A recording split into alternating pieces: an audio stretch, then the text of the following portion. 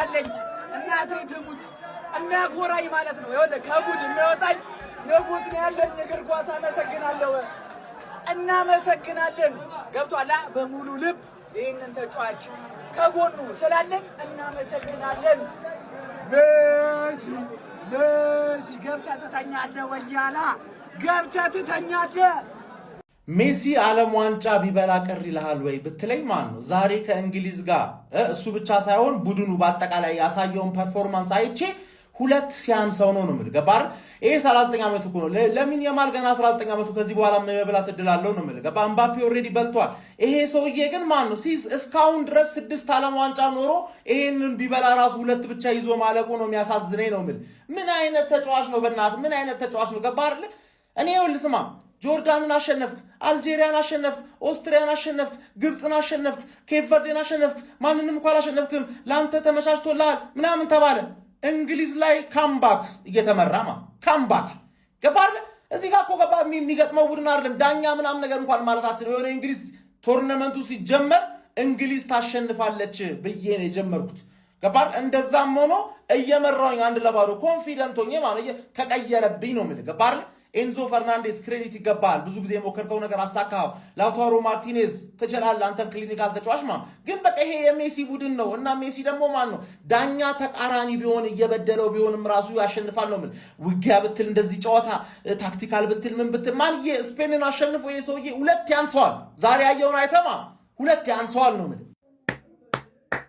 ማን አርጀንቲና ካምባክ አድርጎ አሸነፉ። ማን ቱሄል የመጨረሻ ተቀመረ። ማን በጣም ነው የተቀመረው። ለመከላከል ብሎ እንዳለ ተከላካይ ያስገብቶ ማለት ነው። አርጀንቲና ራሱ ሙሉ ለሙሉ ነበር አጥቂ ያስገቡት። ገብቷችኋል?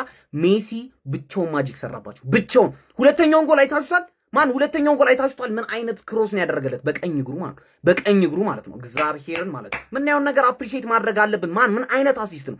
ኤንዞ ፈርናንዴዝ ዛሬ የሚያምር ጨዋታ ነበር ሲጮት የነበረው። ስንት ኳስ ነበር ሲሞክር። አርጀንቲና እድል ጠሞባቸው ነው እንደውም ማለት ነው። የምሬን ማካሊስተር ሁለቴ አንግል ገጨበት። ሁለቴ ኢንግላንዶች በዚህ ልክ ይከላከላሉ ዘግተው አንድ አግብተው ሃራምቦል ረበስማ ሃራምቦል። ይሄ ደግሞ ማለት ነው የተጣለ ሃራምቦል ነው። ማን ገብቷል አይደለም። ሜሲ ስፔስ ካገኘ ይገላል። ገብቷችኋላ? ገደላቸው። ምን አይነት ጨዋታ ባክ ቱ ባክ ወርልድ ካፕ ፋይናል። ገብቷችኋላ? ምን አይነት በኢየሱስ በጣም ያምራል። ገብቷችኋል? በሌላ ቪዲዮ ገና በደንብ ነው ይሄን ነገር የምንሰራው።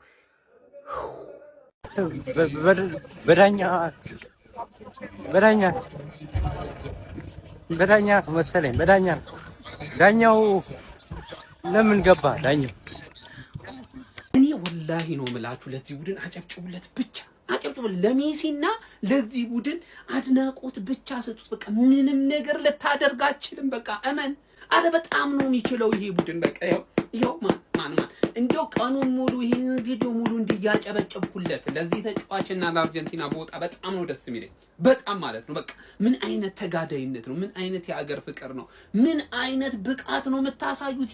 ምን አይነት ተጋዳይ ናችሁ። ምን አይነት ጦረኛ ናችሁ። ማንዬ እንዴ ሲመረ የነበረውን ቡድን እነ ጌፖል ተቀይሮ ገብተው ምንድን ያደረጉት ይኸው ለታርጌት ማኑ ሜሲ ማለት ነው። ምን አይነት ስራ ሲሰራ እንደነበረ በ39 ዓመቱ ተመልከቱ። በቃ ድሪብል እያደረገ እየተመታ እየተቆረጠ እየተነሳ እየታገለ ማንዬ 2 አሲስት ነው ማድረግ የቻለው። በቃ አሁን ምንም አይነት ወቀሳ ነቆራ ሰበብ ምናምን አያስፈልግም። ቆመ ታጨበጨበ እንደውም ታጨበጨባል። የእግር ኳስ ቤተሰቦች እንግሊዝ ታሸነፋለች የሚል አብዛኛው የእግር ኳስ ቤተሰብ ግምት ነበረው አይደለ? ግን አርጀንቲና ስለምችል በብቃቷ ተጋድላ ተፋልጣ አሸንፋ ወጣለች። ክብር ይገባታል። ክብር ስጧት ለዚች ሀገር። ክብር ስጧት ለሜሲና ለአርጀንቲና። ያው በቃ ሁለተኛ ቋጠሮ የሚባል ነገር አይለምደኝም። በቃ አይለምደኝም። አዑዙ ቢላሂ ሚነ ሸይጧን ረጂም። አረ ሶስተኛው ዓለም ጦርነት ቢነሳ በመሳሪያ አይደለም አርጀንቲና የምትገባው በቤስት 11ዷ ነው የምትታኮስህ።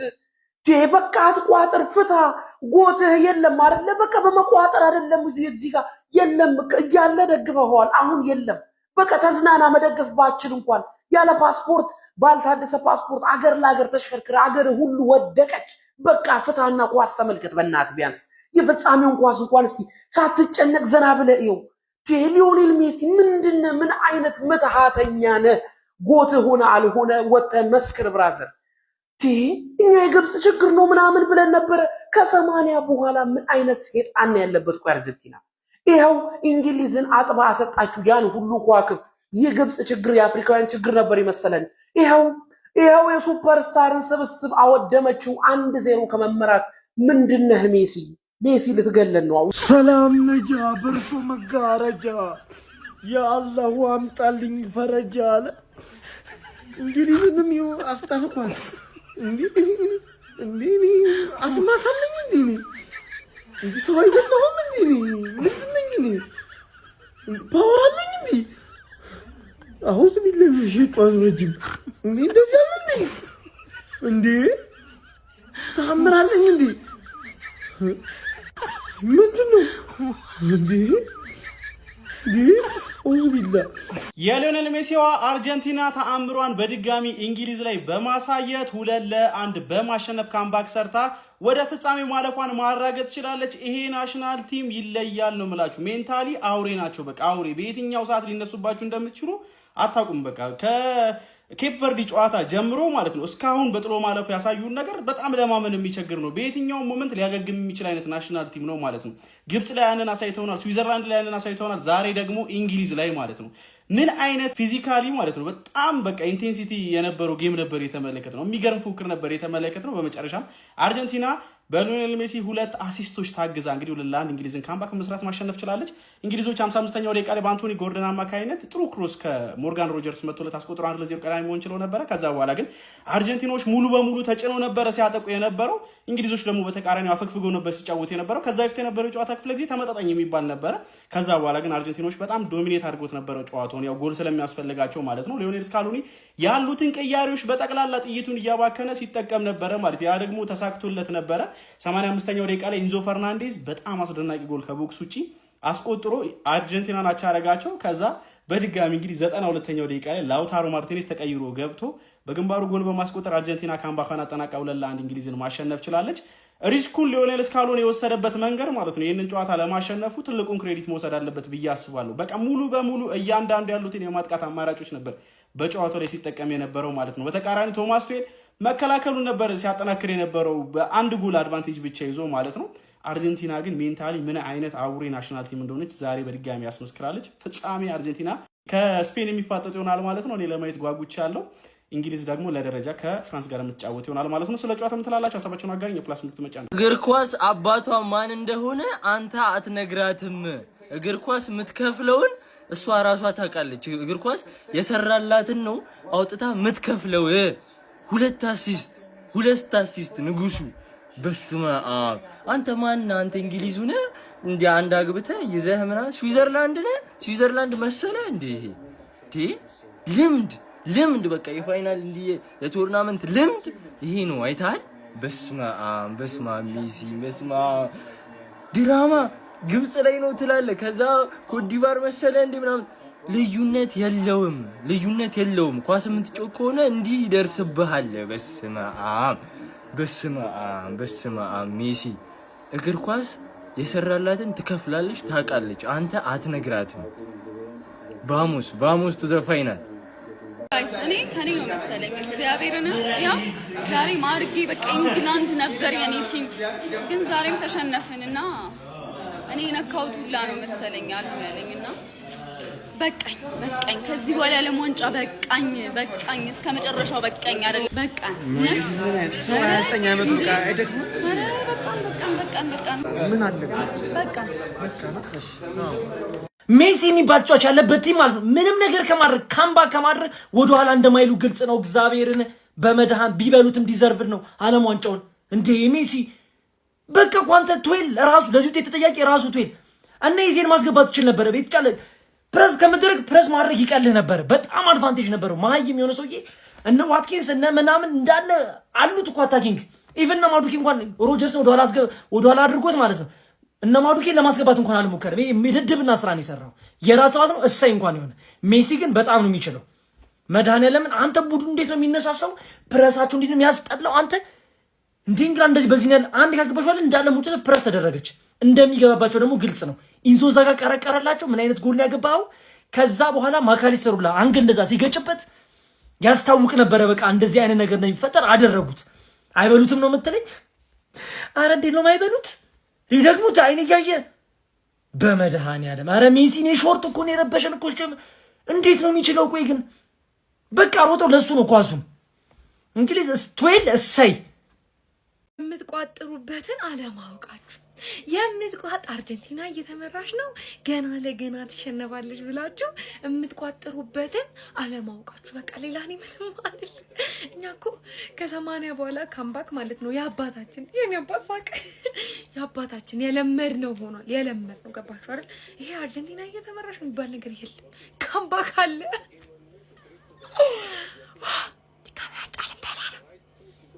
ሰማ አምቦልድ እግር ኳስ አበደች ዛሬ። እግር ኳስ አበደች ጨርቋን ጥላ። ከምሬ ነው የምላችሁ። እንዴ ምን እብደት የተሞላበት ጨዋታ ነው ያየነው። አርጀንቲኖች አልሸነፍ ባይነት ተጋዳይነታቸው ከምር ሳናደንቅ ካለፍን በጣም ንፉግነት ነው የሚሆነው። ከምሬ ነው የምላችሁ።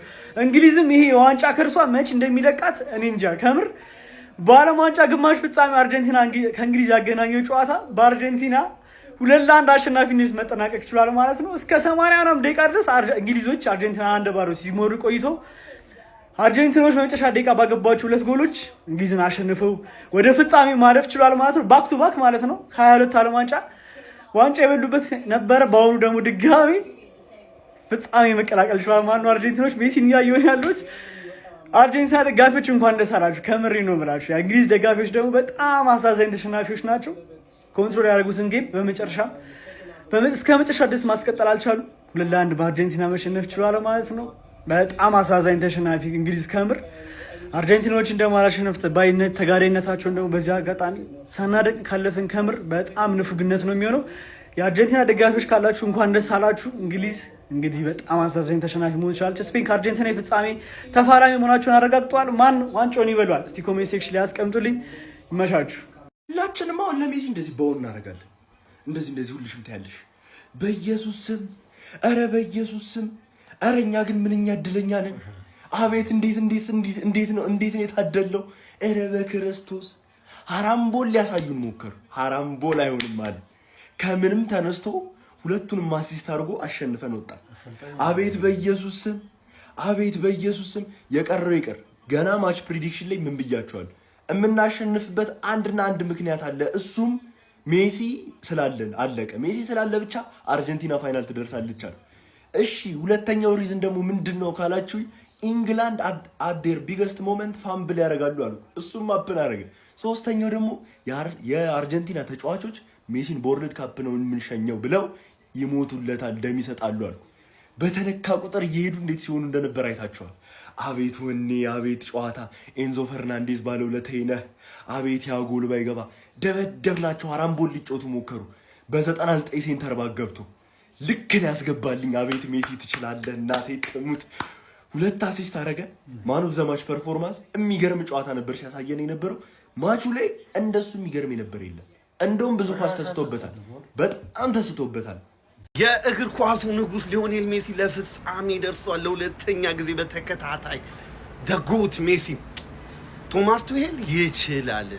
የሚገርም ቅያሬ ነው ያደረገው 86ኛ ደቂቃ ላይ የኦራይሊና የዳንበርን መግባት ጨዋታውን ቀየረው። በጣም አስቀያሚ ቅያሬ ነው ያደረገው። አስቀያሚ ለአርጀንቲና አሳልፎን ዋንጫውን እንዲህ አቅርቦ ነው የሰጣቸው። አስቀያሚ ቅያሬ መግባት የነበረባቸው ሳካና ራሽፈርድ ነበሩ። ለምን ሁለተኛ ጎል እንዳይገባ ጥቃን ቡድን አትከላከለውም? 4 ደቂቃ ቀርቶ ሁለተኛ እንዳይገባብኝ ብለው እንዲከላከሉ ነው እንጂ የምታረጋቸው አርጀንቲናዎች። ነገር ግን የሁለት ተከላካዮቹ ቅያሬ ጨዋታውን ቀይሮታል። ዴክላን ራይስ መውጣት አልነበረበትም። መቀሪያ የነበረባቸው ሞርጋንና ከፊት ለፊት ያለው በቃ ዳስ አልቻለም አሰልጣኙ ቶማስ ቱሄል። ሊዮኔል ሜሲ ጨዋታውን ቀየረችው። አባቴ አሲስት ላይ ኤንዞ ፈርናንዴዝ ለሁለተኛውም ጎል እንዲቆጠር ሚናውን አበርክቷል። ሜሲ ይችላል። ስፔን ከአርጀንቲና ፋይናል 2026 እናያለን። ሜሲ ይደግመዋል ሁለተኛ ዓለም ዋንጫውን። ሌትስ ጎ። ከአርጀንቲና 2 እንግሊዝ 1 የተረዳናቸው 5 ነገሮች። የመጀመሪያው እኔ ረጅም ዓመት ኳስ አይቻለሁኝ እና ከሜሲ ተቃራኒ የሆነ ቡድን መደገፍ ማለት በቃ መቁሰል ማርያም ሌላ ምንም ነገር የለው። ሁለቱም አሲስት እሷ ነው። የመጀመሪያው አሲስት ላይ ኤሊየት አንደርሰን ወደ ኤንዞ ፈርናንዴዝ እንዳይሄድ የሆነበት ምክንያት ሜሲ ስለሆነች። ሜሲ ባትሆን ፈርናንዴዝ ጋር ነበር ይሄድ የነበረው። ሜሲ ስለሆነች ነው የመጣው። አላጠፋም፣ ገባ የመጀመሪያው ኳስ። ሁለተኛውን ኳስ አሲስት ያደረገችው እሷ ናት። እንዳለ የተበላሹት ኳሶችም ስታወጣቸው የነበሩት ምንድን አንተ አረ ትለያለች። ማርያም ነው። ሁለተኛ የተረዳ ነው ይሄ ሰውዬ አስቦ ሰራ ማለት ነው። ላይክ እየሞከረ የነበረው ነገር እየሰራለት እንዳልሆነ ሲያቅ ሊዮኔል ስካሎኒ ምን አደረገ? ክሮስ እንዲወጣለት ፈለገ። እርሊ ክሮሶች እንዲወጡለት ፈለገ። ሌት ክሮሶች እንዲወጡለት ፈለገ። ባክ ፖስት ላይ ሰው ማቆም ጀመረ። ተጫዋቾች ቦክስ ክራሽ እያደረጉ ወደ ፔናልቲ ቦክሱ እንዲመጡ ማድረግ ፈለገ። ሰራለት። ጎሉ ከመቆጠሩ በፊት ስንት ቴስታን ይመቱት የሳቱት። እንዴት ነው መረዳት የማይችሉት እንግሊዞች? እንዴት ነው ክሮሱ ከመውጣቱ በፊት ሶርሱን ለማቋረጥ የማይሞክሩት? አንተ ግን የሚገርም ስራ ነው የሰራው። ምክንያቱም ሰርቶልሃል። የምትቀጣው ደግሞ አንተኛው ነህ ማለት ነው። በዞናል ማርኪንግ ያን ሁሉ ረጃጅም ተጫዋች ስለተደረደረ ብቻ በ5-4-1 እንዴት ነው ሶሉሽን ማግኘት የሚችለው ቲሙ? ምክንያቱም ማካሊስተር 2 ጊዜ ቴስታ መጥቶብሃል። ማካሊስተር ቁመቱን ታውቀዋለህ አይደለ? ሌሎች እነ ኒኮ ጎንዛሌስ ቴስታ እያገኙ የነበሩት ስፔሻል አዌርነሱ ቦታውን ስላገኙት ነው እንጂ በቁመት ስለበለጡ አይደለም። የእንግሊዝ ተጫዋቾች ክሮሱ ከመውጣቱ በፊት በደንብ አድርገው ክሮስ የሚያወጡትን ተጫዋቾች የሚይዙ ክንፍ ተጫዋቾች ነበር የሚያስፈልጉ የነበረው። ጄድ ስፔንስ ጨዋታውን በጣም ምርጥ ነበረ። ልክ እየደከመው ሲመጣ ኦራይሊን እዛ ጋር ነበር ማስገባት የነበረበት። አራተኛ የተረዳ ነው። ቡድኑ በሚፈልገው ሰዓት ላይ ፈረስት ሀፍ ላይ የሞከረ ነበር፣ ሰከንድ ሀፍ ላይ የሞከረ ነበር። ደጋግሞ የሞከረው እንኳን በ3ኛው በ4ኛው ሙከራ ነው ማስቆጠር የቻለው። ኤንዞ ፈርናንዴዝ ከቦክስ ውጭ ያስቆጠረው አቻ የምታደርጋቸውን ወደ ጨዋታ የመለሰቻቸውን ጎል ነው ማስቆጠር የቻለው። ለዚህ ቡድን ምን ያክል ኢምፖርታንት ተጫዋች እንደሆነ ዛሬ ማሳየት ችሏል። ልክ ቡድኑ ከዲፌንሲቭ ስትራክቸር ወደ አታኪንግ ስትራክቸር መቀየር ሲፈልግ ኤንዞ ፈርናንዴዝ ነው የተጠቀመው። ዛሬ ሰርቶለታል። የሚገርም ጎል፣ የሚገርም ተጫዋች። አምስተኛ የመጨረሻው ነገር ደግሞ አርጀንቲና ዋንጫ በልታለች። አንተ ግን ቁርስም በልቷል። ፎል ኮፒ ሼር እያደረጋችሁ ይመቻችሁ።